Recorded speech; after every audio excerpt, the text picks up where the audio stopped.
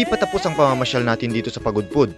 Samahan niyo pa rin kaming pasukin at pasyalan ang pinagmamalaking Kabigan Waterfalls dito lang sa bayan ng Pagudpud.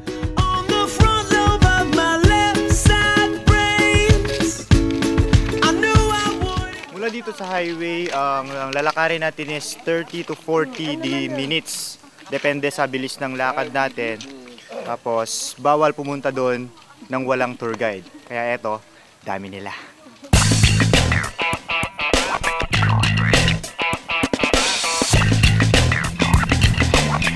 Lahat ng mga tourist destination dito sa Pagudpud ay may mga naka-assign na tour guide. Pero sa pagkakataong ito, halos lahat ng mga barangay officials at ibang empleyado ng munisipyo ang kasama namin.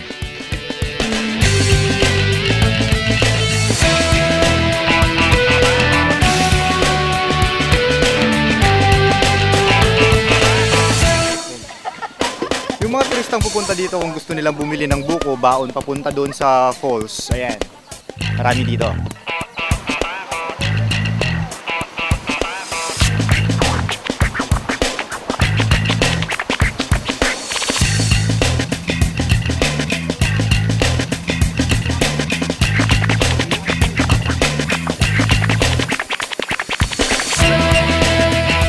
Ang mga turista na pumapasyal dito sa Pagudpud ay hindi pinalalampas na puntahan ang Kabigan Waterfalls dahil sikat at sa kagandahan nito.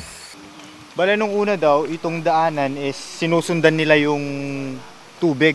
Pero ngayon, yung hinawakan na ng isang kooperatiba, ginawa na nila ng kalsada para mas mabilis at mas maganda yung daanan ng mga turista.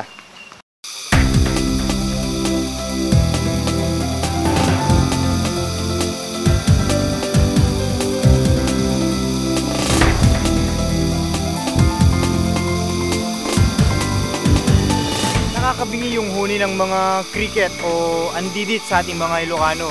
Yan, yung isa sa dinadayo ng mga turista dito is yung natural sound ng kabundukan tulad ng yung mga naririnig natin.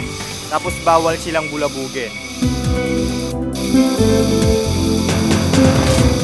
Maliban sa beach yung pinupuntahan dito sa Pagudpud, ang alternate ng mga turista is itong Kabigan Falls. Open sa sikat sa mga turista to. Na-develop na rin, ayan, tulad dito may CR, saka may cottages. Tara, tingnan natin yung Kabigan Falls.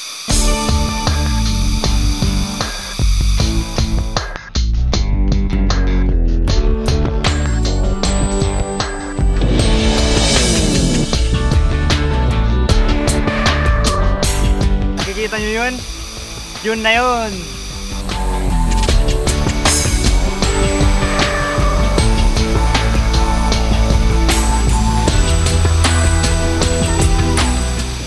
Na-discover ito medyo matagal na pero first time namin pumunta rito, if I'm not mistaken, 1992. Tapos nung naging mayor na si Mayor Marlon Ferdinand Tisales, marami ng promotion na nangyari sa TV, national TV, sa magazine, sa newspaper, national newspaper at even mga coffee table magazines, nakalagay na rin tong area ito. Noong una ay simpleng waterfalls lang ito, pero sa dami ng mga turistang pumupunta dito ay marami ng pagbabago ang ginawa ng kooperatiba at ng LGU Pagudpud. Developments na nagawa namin is yung latest, yung sa CR, kasi medyo malayo kasi yung lalakaran namin mula sa Bungad papunta dito sa Kabigan. Maraming tourist na nagtatanong kung saan ang pwedeng gamitin in case na gusto nilang pumunta sa restroom. Kaya yun ang nakita namin na isang kailangan dito sa Kabigan Falls. Kaya katatapos lang. Halos kumpleto na ang lugar na ito dahil sa kagandahan at kalinisan. Pero meron pa silang plano na ito'y lalong pagandahin. Future plans namin is lalong mapaganda yung service ng tourist guide namin.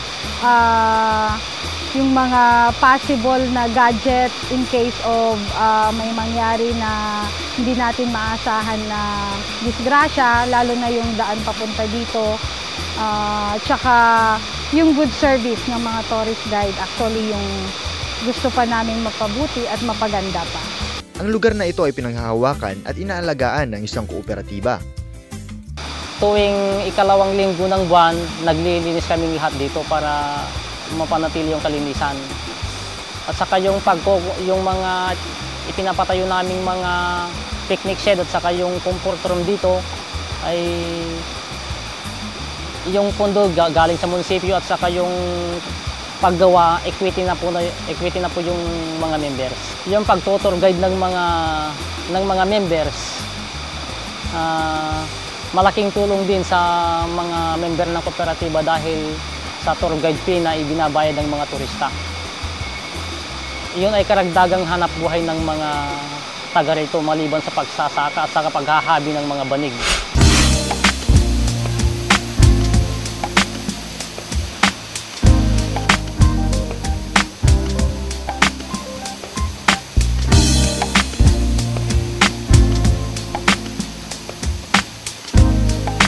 Sa lahat ng may gustong puntahan ng place, pagpunta nyo sa Northern Part, huwag nyong kalimutan pumunta ng Pagudpud, tourist destination ng Ilocos Norte, lalo na yung Balawi na saan matatagpuan ang Cabigan Falls. Sabi nila, pag pumunta ka ng Southern Part ng Philippines, pag pumunta ka sa bandang Mindanao, Abu Sayyaf ang matatagpuan mo.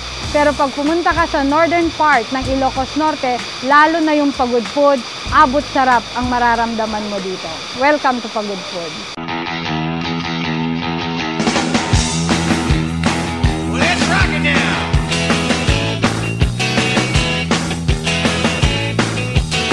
Well, I'm gonna raise a fuss, I'm gonna raise a holler about working all summer just to try to earn a dollar.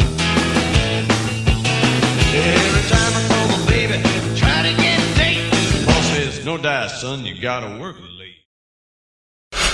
Sulit na sulit ang pamamasyal natin dito sa Pagudpud. Ano man ang hilig mo, mapa White Sand Beach, waterfalls o mountain climbing, ay siguradong meron dito. Paano yan mga kaibigan? Abangan nyo ulit kami next episode. At laging tandaan na ginagawa namin to dahil trip lang.